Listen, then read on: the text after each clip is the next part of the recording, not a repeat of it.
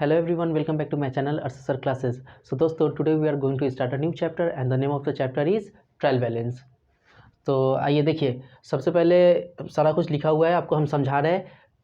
Trial balance देखिए, trial balance को दो भाग में भाग किए हैं, ठीक है. दो पार्ट में हम डिवाइड कर दिए हैं, एक डेबिट साइड, दूसरा क्रेडिट साइड. तो देखिए, एक्सपेंस, एक डेबिट साइड में सारा एक्सपेंस आता है, एसेट्स आता है, लॉसेस आता है. क्रेडिट साइड में क्या क्या आता है, इनकम आता है, लायबिलिटी आता है, गेंस आता है, ठीक है. और इस जो कि ये सब हम एग्जांपल लिखा है. एक्सपेंस क्या क्या होता है, एक्सपेंस में आ गया salary, wages, purchase, carriage etcetera, ठीक है. Assets, land and building, plant and machinery, furniture, bills receivable, cash etcetera, ये सब एसेट्स हो गया.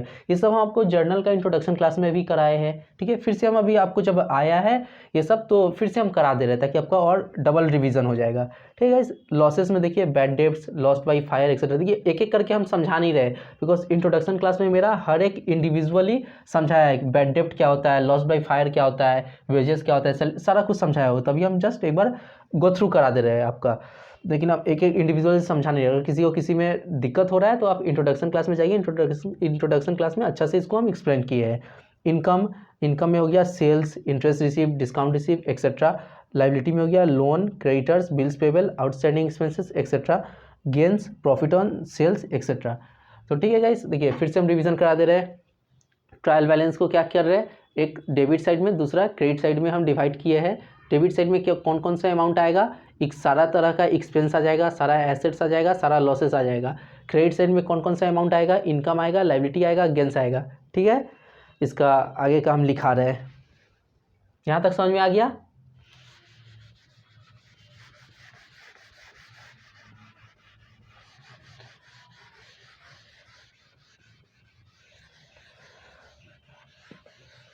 पूरे अकाउंट्स के सिलेबस में ट्रायल बैलेंस जो अभी आप लोग को हम करा रहे हैं सबसे इजी ये चैप्टर माना जाता है गाइस, ठीक है. तो आप लोग को एकदम घबराने का कोई ज़रूरत नहीं है, एकदम अच्छा से सारा समझ में आएगा, ठीक है. टेंशन नहीं लेने का है.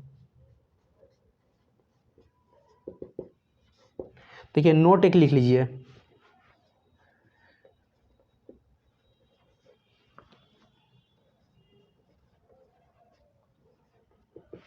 will not come in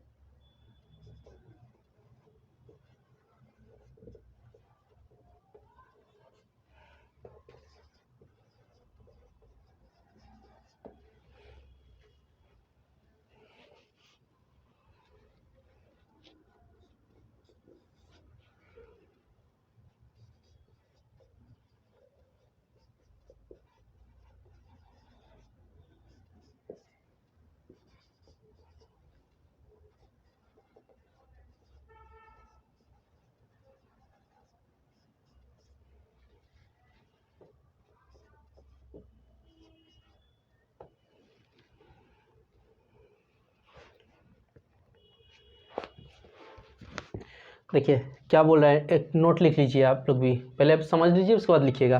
closing stock will not come in trial balance. Closing stock trial balance में नहीं आएगा, लेकिन लेकिन closing stock will be debited. Closing stock को डेबिट करेंगे कब, only when purchase is adjusted. Only when purchase is adjusted. Adjusted को circle में लीजिए और परचेस को अंडरलाइन कीजिए, एडजस्टेड को सर्कल में लीजिए. मतलब परचेस के साथ अगर एडजस्टेड वर्ड दिया रहेगा तब क्या करेंगे, क्लोजिंग स्टॉक को डेबिट में लाएंगे. एंड रॉ मटेरियल कंज्यूम्ड, अगर रॉ मटेरियल कंज्यूम्ड भी अगर दिया रहेगा क्वेश्चन में तब जाकर क्लोजिंग स्टॉक को ला करके डेबिट में पुट करेंगे, ठीक है. ये समझ में आया. रॉ मटेरियल कंज्यूम्ड को भी अंडरलाइन कीजिए, ठीक है. इसको भी सर्कल में ले लीजिए, बॉक्स बना लीजिए ताकि आपको अच्छा से समझ में आएगा। एडजस्टेड परचेस के साथ एडजस्टेड या रॉ मटेरियल कंज्यूम क्वेश्चन में रहता है, तब जाके क्लोजिंग स्टॉक को कहाँ लाएंगे, डेबिट साइड में, डेबिट साइड में क्लोजिंग स्टॉक को लाएंगे। ठीक है गाइस, अदरवाइज क्लोजिंग स्टॉक नहीं आएगा ट्रायल बैलेंस में। और एक देखिए return inward, return inward always debit में आएगा, रिटर्न इनवर्ड जहां देखिएगा डेबिट में लगेगा। रिटर्न इनवर्ड का और एक नाम क्या है, सेल्स रिटर्न, हम आपको जर्नल में समझाए। रिटर्न इनवर्ड का और एक नाम क्या है, सेल्स रिटर्न। तो ऑलवेज ये डेबिट बैलेंस होता है, जहां भी ट्रायल बैलेंस में रिटर्न इनवर्ड या सेल्स रिटर्न रहता है तो डेबिट में लाएंगे। रिटर्न आउटवर्ड, रिटर्न आउटवर्ड रहा क्वेश्चन में तो ये ऑलवेज क्रेडिट में आएगा। रिटर्न आउटवर्ड का और एक नाम क्या है, परचेस रिटर्न, परचेस किए और हम रिटर्न कर दिए तो रिटर्न आउटवर्ड का और एक नाम परचेस रिटर्न होता है। तो रिटर्न आउटवर्ड ऑलवेज क्रेडिट होगा, रिटर्न इनवर्ड ऑलवेज डेबिट होगा। बट बोथ कैरेज इनवर्ड लिखा दे रहे हैं आपको, इंपॉर्टेंट और एक लाइन है, इसके नीचे में लिखना बहुत जरूरी है। But both carriage inward and carriage outward are debited. मतलब कि रिटर्न इनवर्ड और रिटर्न आउटवर्ड तो अपना अपना जगह ले लिया है, लेकिन बोथ मतलब कैरेज इनवर्ड और कैरेज आउटवर्ड ये दोनों डेबिट होगा, बिकॉज ये दोनों ही एक्सपेंस होता है, ये दोनों ही एक्सपेंस होता है, इसलिए इस दोनों को क्या करेंगे, डेबिट में पुट करेंगे। अब ये गड़बड़ मत कीजिए, यहाँ पे क्या होता है, बहुत सारा मैक्सिमम स्टूडेंट यहाँ पे गलती करते हैं। कौन, जो रट्टाफिकेशन करते हैं, जो समझने के ऊपर फोकस नहीं करते, रट्टाफिकेशन करते हैं मतलब रट के जाते हैं, वो यहाँ पे गलती करते हैं। देखिए यहाँ पे इनवर्ड, वो क्या करते हैं, इनवर्ड आउटवर्ड दिमाग में बैठाते हैं और कैरेज इनवर्ड और आउटवर्ड को, कैरेज इनवर्ड को डेबिट करते हैं, कैरेज आउटवर्ड को क्रेडिट कर देते हैं, जो कि गलत हो जाता है।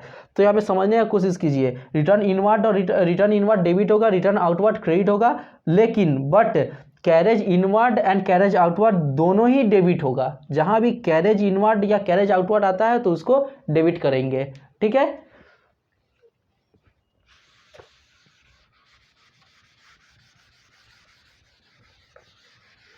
मिटा दे रहे हैं। किसी का बाकी है तो वीडियो को बैक कीजिए, बैक करके आप कॉपी कर लीजिए या फिर पॉज करके भी आप कॉपी कर सकते हैं। वीडियो को बैक कीजिए, पॉज कीजिए, कॉपी कीजिए।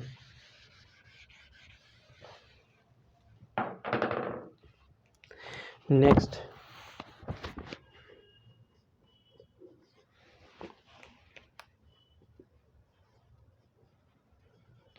एनी फंड और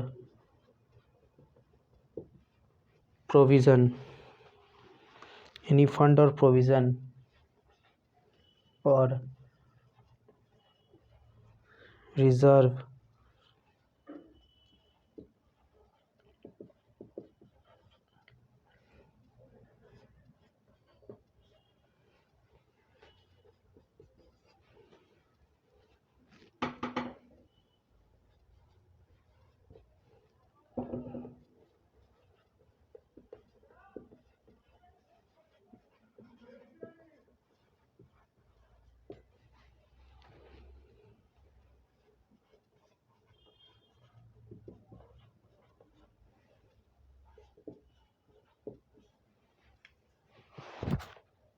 देखिए क्वेश्चन में अगर कोई भी किसी भी प्रकार का फंड, किसी भी प्रकार का फंड, किसी भी प्रकार का प्रोविज़न और रिजर्व दिया रहता है तो उसको क्या मानेंगे, लाइबिलिटी मानेंगे, उसको लाइबिलिटी मानेंगे और उसको कहाँ पे क्या करेंगे, क्रेडिट करेंगे। सीआर मतलब क्रेडिट, क्रेडिट करेंगे।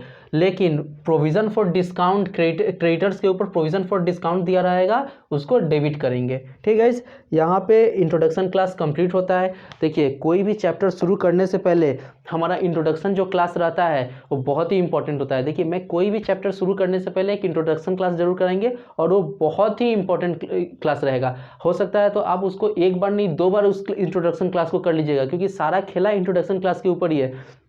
मैं इंट्रोडक्शन क्लास को इतना डीप कॉन्सेप्ट देते हैं ना, इतना डेप्थ कॉन्सेप्ट देते हैं कि ताकि किसी को भी समझ में आ जाएगा। अगर इंट्रोडक्शन क्लास अगर अच्छा से समझ जाए तो उसका आगे फिर कोई भी सम्स में दिक्कत होगा ही नहीं, क्योंकि सारा इंट्रोडक्शन क्लास में सारा कॉन्सेप्ट हम अच्छा से समझा देते हैं। ठीक है गाइज, तो आप लोग को भी आशा करते हैं ये समझ में आया है। चलिए अब सम्स में इंटर करते हैं। ठीक है।